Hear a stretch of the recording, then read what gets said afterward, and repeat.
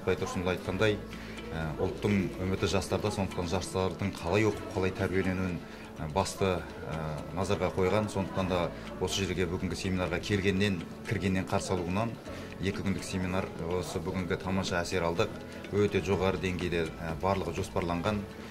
Әр шарадан өзімізге бүгінгі осы шарадан өзіміздің жұмысымызды алдағы уақытта ұрпақ тәрбиесіндегі деген жұмысқа көптеген тәжірибе алдық. Даналық бейсенбі деген бір жобаны жаңа бір көрдік. Әртүрлі жетістікке жеткен тұлғалармен балаларды сабақтастыра отырып, ұрпақ сабақтастығын тәрбиелеу, ұрпақты дұрыс бағытта тәрбиелеу бағытындағы өткен ерекше жоба сол көзге ерекше өзінде әсер қалдырды. Қазіргі баланың ойымен санасу заманына қарай амалы дейді.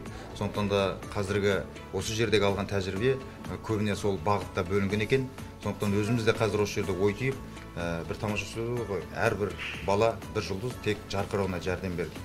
Осы алған семинардан сол әсеріміз, ол кез келген бала бір тұлға, соны тамаша тұлға етіп тәрбиелеуде еңбек етеміз.